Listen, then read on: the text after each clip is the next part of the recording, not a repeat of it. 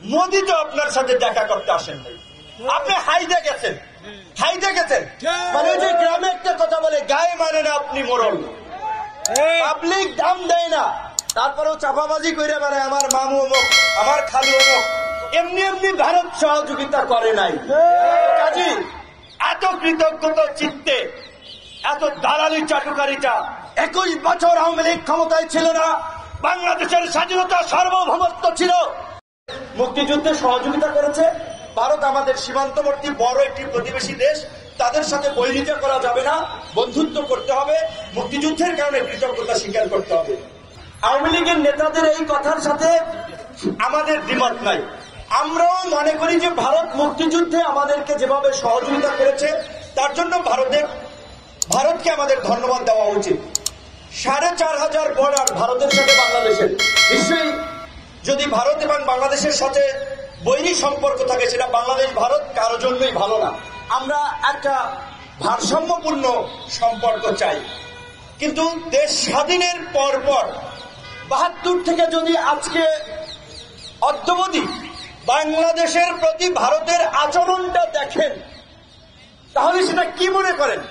ভারত কি আমাদেরকে বন্ধু রাষ্ট্র হিসেবে, স্বাধীন সার্বভৌম রাষ্ট্র হিসেবে চোখে দেখে, নাকি চাকর বাকর হিসেবে আমাদেরকে চোখে দেখে?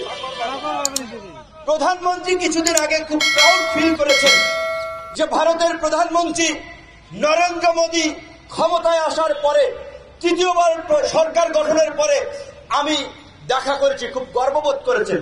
মোদী তো আপনার সাথে দেখা করতে আসেন নাই, আপনি হাইদে গেছেন। মানে যে গ্রামে একটা কথা বলে, গায়ে মানে না আপনি মোড়ল, পাবলিক দাম দেয় না, তারপরেও চাপাবাজি করে বেড়ায় আমার মামু অমুক, আমার খালু অমুক, প্রভাব দেখায়।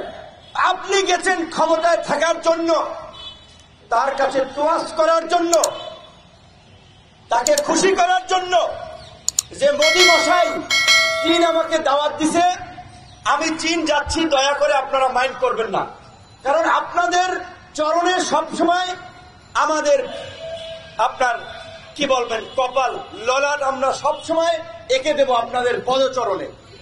কারণ এই গোলামি করেই তো 4টি নির্বাচন আওয়ামী লীগ করেছেন এবং বিনা ভোটে নির্বাচন করে ভারতের সহযোগিতায় আজকে ক্ষমতায় আছেন আর ভারতের জিকির করছেন।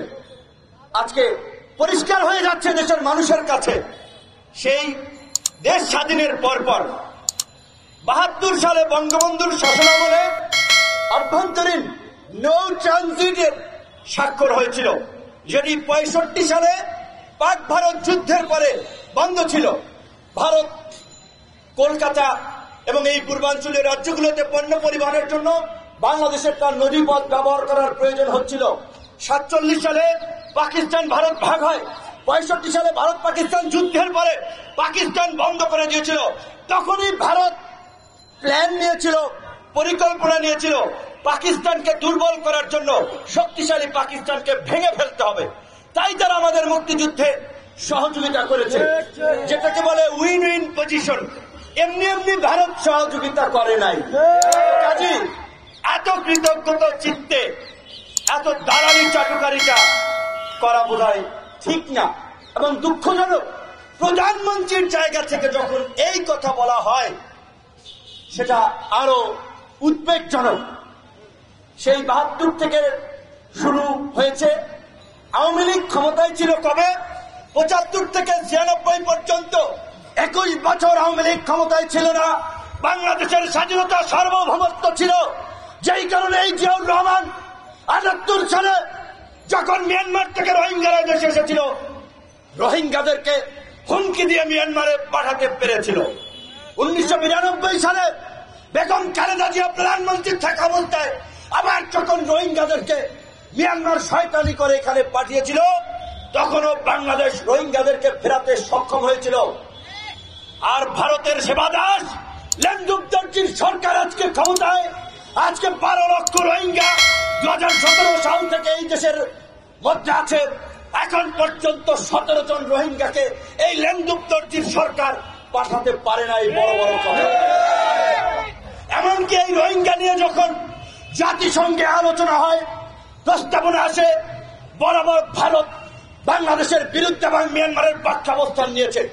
এমনকি এই সরকারের আরেক যে কিস্তিওয়ালা বন্ধু, গ্রামে কিস্তি দেয় না, এই যে চীন যে টাকা দিতেছে, কিস্তিওয়ালা বন্ধু বাংলাদেশকে দখল করার জন্য আরেক দখলদার, আরেক সাম্রাজ্যবাদী আধিপত্যবাদী শক্তি ঋণ দিয়ে বাংলাদেশকে গ্রাস করার একটা পরিকল্পনা নিচ্ছে।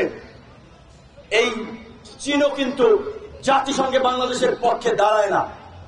তো আপনাদের বন্ধুরা তো আপনাদেরকে পাত্তা দেয় না, আপনাদেরকে মূল্যায়ন করে না, তারপর আপনারা গোলামের মতো তাদের প্রতি কৃতজ্ঞতা স্বীকার করেন। তাই শেখ হাসিনা সরকারকে বলতে চাই, শেখ হাসিনাকে বলতে চাই, আপনার প্রাউড ফিল করেন, অহংকার বোধ করেন। প্রকাশ্যে সেদিন সংবাদ সম্মেলনে খুব বলেছেন, আমি জাতির পিতার কন্যা, এই দেশে আর কেউ জাতির পিতা হতে পারবে না। জোর করে জাতির পিতার কন্যা হওয়া যায় না, জোর করে প্রধানমন্ত্রী হওয়া যায় না, জোর করে মানুষের সমর্থন নেওয়া যায় না। গায়ের চড়ে আছেন, জাতির পিতার কন্যা হলে সাহস থাকলে নির্বাচন দিয়ে দেখেন, কেয়ারটেকারের অধীনে নির্বাচন দিয়ে দেখেন, সেই মুরদ নাই, বরঞ্চ ভয় আছে আপনার। আপনি জানেন আপনি রাষ্ট্র ক্ষমতাকে এবং আপনার জীবনের নিরাপত্তাকে একাকার করে ফেলেছেন। তাই আজকে ভারতের পা চেটে গোলামি করে দেশ বিক্রি করে আজকে আপনি ক্ষমতায় থাকার মোহে আজকে বিবর আছেন।